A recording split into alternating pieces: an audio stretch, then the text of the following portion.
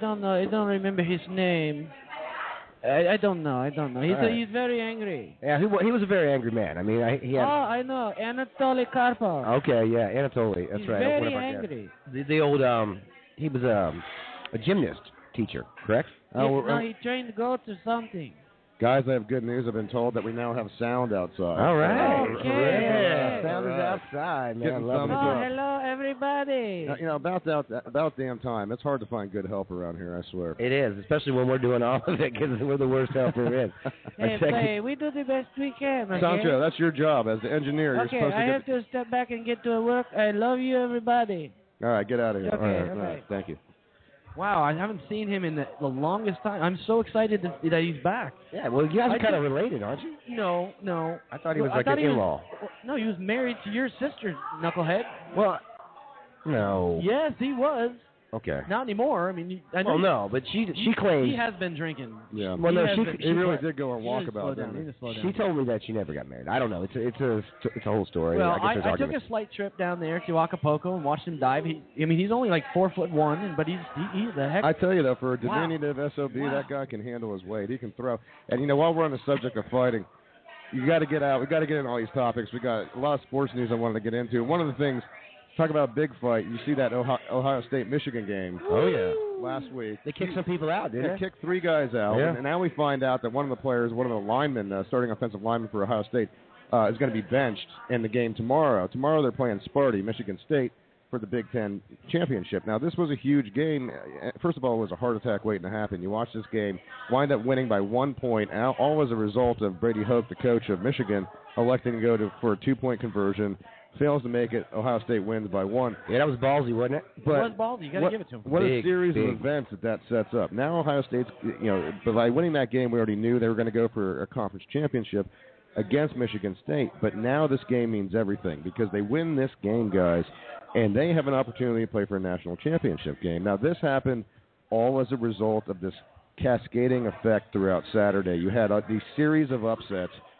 OSU wins that game. That wasn't an upset necessarily. It was upset that Michigan played them as tough as they did. But then that Auburn-Alabama game. Incredible. What an ending to that game. Never saw it coming, and that's what set this up. I bet you Saban wants to give that second back. Like, don't put it back on the clock. No. Dude, that poor guy, man. It's a funny cinch because what they did is they put all the fat guys out there to try to, stop. They're not fat, they're big bones. They were they were looking for a blocking team. They were trying to get a team out there to make sure that the guy could get the kickoff and maybe win it. They weren't, they didn't have any, I don't think there was any wide receivers on the field. No. They put all tight ends around the bend, and then when the guy caught the ball, there was nobody to catch him, man. That was the most incredible thing. I think it's one of the most amazing ends in sport at any game I've ever seen. One of the coolest ones was the one where the guy's running it back and the band's running onto the field. Yeah, that was Boston College, I think, back in the day. It was just about as amazing as that. But that didn't have the one thing I did find that this one's more amazing is it has BCS implications. It has huge implications. National championship implications. It restructured the entire outcome to where now you could see an OSU-FSU game, assuming that Ohio State wins this game. And I'm excited because tomorrow I've got my own party at the house. I told you guys about that. I call it the Sparty Party. Party. Going to be hanging out, cooking some meat. Everybody likes some smoked meat. Yes, we do love smoked meat. Some more than others, especially Miguel. I see somebody out there waving. He loves smoked meat too. Are you gonna have some? Oh yeah, we have an audience now. Everyone. Are you gonna have some smoked chubs? We didn't say stroke meat. It's smoked. Okay. Smoked chubs. You ever had those? They sell them at Publix. They're awesome. They're little fishes. They smoke them. Oh, I thought you were talking about the little chubs, like the little sausages you could buy at the convenience stores. No, you can't eat those things, man. I ate one, and it was not a good You should situation. never eat sausages that come out of a can. 25 minutes later. Yeah, I can see that being a big issue. Yeah, it was not good. All right. But it was called a little chub, which is really funny. It is a little chub. So, another important game, I guess, going on around that time would be the SEC championship game, which is odd to not see, Alabama in it, to not see Florida in it. It's Missouri versus Auburn. Auburn, yeah. Versus Auburn. And, Mizzou, another one-loss team. This could be a good game, but I think Auburn's probably going to win this. But you've got FSU playing Duke, too. What, no excitement there? No, none. Everybody just counts it out and expects them to win. And, and congratulations to Jameis Winston for, getting out of that one. Yeah, he's out of trouble now, man. But and more importantly, I guess, the Auburn game is that if they are to win this game and Ohio State is to lose, State would probably jump them. I would imagine, right? Oh yeah, at that There's point, one more game. That These tight. championship. It's that tight. right? At that point, you'd see FSU Auburn. You know what? You already saw the AD over at Auburn bitching about this. You know, he was saying, basically he said that it would be a travesty that they're not already number 2. And it was very arrogant. He just had this presumption that, because the SEC is so strong, that one loss team should be better, and it's a disservice, he said, to college football. Now, how do you discount a 24-0 team? Don't get me wrong, their schedule was a little softer, I admit, but FSU had a soft schedule. Who'd they play? They played Clemson. That was it. And when you boil it down, soft schedule or not, you still have to win all those games. 24-0, how do you count them out? You got to win those games. Dude, this is why there's going to be a playoff, man. I mean, first of all, this is only, the second or third year of the Big Ten championship, right? That's a new thing. Yeah, second year. Second year of it. So the funny part about that for Ohio State, if they lose this, they're going to be like, man, why did we put this game in the schedule, dude? Because they're sitting pretty right now. If there's no Big Ten championship, they're definitely going to the big one. And the thing is, you can't discount Michigan State. That defense is stout. I find that game a little scary. If you're a Buckeye fan, you got to be worried about whether they're going to be able to win that, especially after the Michigan performance. But you can't argue how intimidating the Big House is. Over here. Score! The Big House, when you go to play there, I don't care how bad Michigan is, they're going to give you a run. Because talk about a home field advantage. 110,000 people in the stands, that's going to give you one hell of an advantage. Yeah, they're going to get up to that Ohio State game, every year, no matter what it is. That's the rivalry. That's darn near a NASCAR crowd. What's that? That's darn near a NASCAR crowd. Where? 110,000 fans. Oh yeah. Wow, that is a big, that is a big crowd. Can you imagine what Park would like getting out of there must be like? And, I got Sancho buzzing in my ear, guys. He's telling me it's time to go to a commercial. Oh, okay. You can talk just on the microphone, Sancho. You don't have to just talk through my headphones. Oh, sorry. Time for a commercial, okay? Okay. Good job. Good job, buddy. All right. You're learning quick. He's doing well. Be back.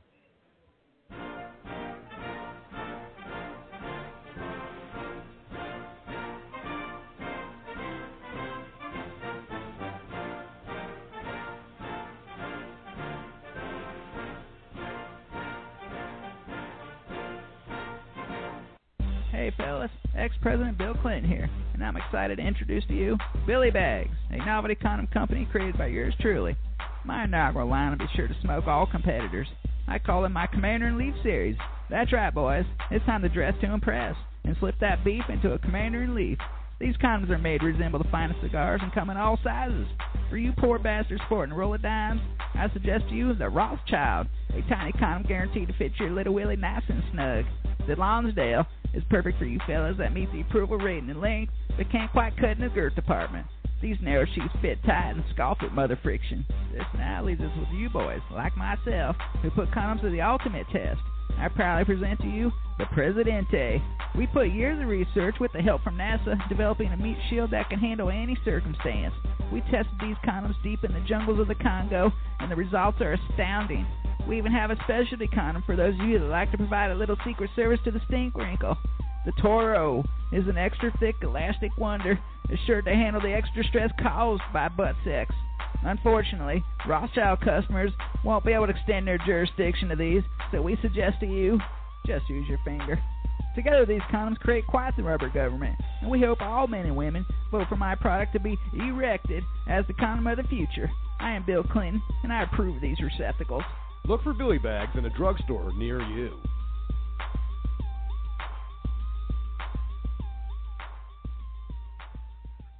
Oh, yeah. Welcome back to the show, guys. The Cranial Mission Show is back in action after 8 months off. You want to call in, you want to be a part of the show, don't be afraid. You can do so, 323-443-7236. Again, go to Facebook, like our page there, facebook.com/Cranial Missions. And, and going into another vein, we just came out of Thanksgiving.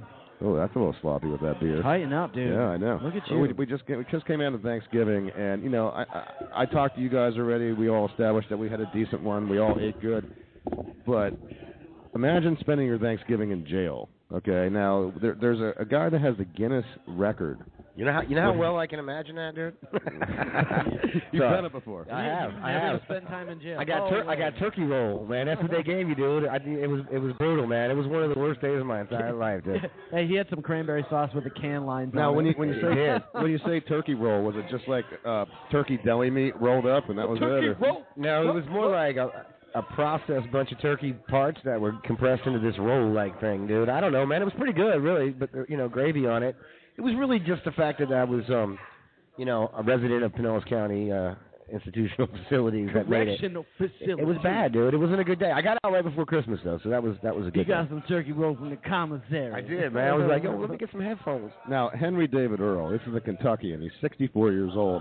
He has been arrested. He has the Guinness record 1,500 times God over the bless past him. 4 decades. What'd you say? Say that again. Wow. 1,500 times. Like 1500. Yes, 64 years old. This Kentucky man, again, named, what the hell is his name again? Henry Earl. Henry Earl. How old is he? 64. So he's on pace. And this is in 40 years. So from 24 to 64, he was arrested 1,500 times. He wasn't an early, he wasn't like a savant about it. He didn't start early with it. You know what I mean? He had to fall into it later in life, and 24 years old. And he spent Thanksgiving in You know jail. why, dude? Because he got slower. As you get older, man, it was, before he was just like, boom, I can outrun these guys, man. When he was 24, after that, 40, he's like, oh crap. Well, I tell you, looking at the guy, you guys, look him up. If you guys get a chance, he's got the greatest Chuck Berry haircut. He does look like Chuck Berry. He will be whizzing on women eventually and go to jail for that, most likely. Probably, but if you look at it, if he lives another, 40 years, he's on pace to do 3,000, man. That's incredible. That's almost Hall of Fame, I think. That's Gordie Howe numbers. Yeah, right I think there, those are Hall of Fame Wayne numbers, Gretzky man. numbers. That's Pete Rose type. He's Wayne Gretzky of the correctional. I guess system. the only credit to Henry Earl is that obviously they're minor crimes. I mean, for you to get arrested 1,500 times, they must all be petty crimes. Yeah, you know what it probably is, man? Where does he live? Kentucky. Okay, here's what it actually is. What? He's a homeless dude, probably, and every year when it gets cold out, he goes and gets arrested. A lot of people do that, so he's probably just getting popped every time. Stealing him a sandwich and then go and hit the clink. Yeah, he's like, man, Get some bologna and cheese, baby. It's going to be 30 below. I better, it's going to be below zero. I better get a nice place to live. Can I get some mayonnaise? Nope. No, they give you mayonnaise. Do they give you mayonnaise? They do actually. You would know. Yeah. No. Being in jail for you. I mean, look, it's a big deal when you're Warm missing milk. Thanksgiving. When you're in jail and you're missing it, it sucks. But food incidents often are they are a source of disputes, particularly domestic. I mean, how many times have we done stories here on the show where you hear about somebody wanted this to eat, somebody else didn't, and you have this big violent dispute? Well, I've got a story here. A son that was 20 years old apparently beat the crap out of his father, who was 54, over macaroni and cheese. Over mac and cheese. Over mac and cheese. I mean, I know, Kraft macaroni is the cheesiest. I get that. It's good. But, apparently this kid loved it so much that he ate the packets. And that was it. The powder packets yeah, or the solid? It was a liquid the cheese? powder packets. And he didn't make, why is this guy standing in front of me showing his butt? You trying to flirt with me over there, buddy? That looks like a Marine butt. Our good friend Andy. There's crosses on it, so it's a very holy butt. Our good friend Andy walking through the bar and flashing his tuchus over there. Nobody wants to see that. This cat was eating macaroni and cheese powder, and his dad goes to make it, can't find, he goes through like 3 boxes, can't find any of the powder. So all he's finding is elbows, huh? Lots of elbows, a confrontation occurs. Hey, what the hell you been doing with the cheese? And the next thing you know, Pops is getting his ass whooped. Well, he should have thought about it before. I mean, I guess they're passionate in that family anyway. They're very passionate about their macaroni and cheese. You don't never ask about the cheese, man. See this cat right here, man? He looks pretty pissed off about macaroni He's got and a cheese. hair helmet. The guy looked like he's got a hair helmet on. Well, that's what you get. That's what happens when you eat a lot of powdered cheese, I guess. I've never really tried the powdered part. You know what I mean? I snorted it once for $5. Did you really? Yeah, it wasn't a good idea. It kind of all got clumped in your nose, didn't it? Yeah. How'd that feel? Yeah, did they get a gum up on you? I look like what the heck is his name? I don't even know. Yeah, I'm slipping here today. I'm not feeling too hot, guys. And okay. Oh Jesus! Now he's crying. But we're glad you made it out today, though. Regardless. I was. Yeah, you know, I'm really glad that you were able to take your tampon out so you could come up and do the radio show. Yeah. And I hope you put a new one in. I think. Isn't that how that works? Don't make a mess. I'm not really Keep it tidy in here. Easy glide. Anyway. 323-443-7236 is the number you want to call if you want to be a part of the show.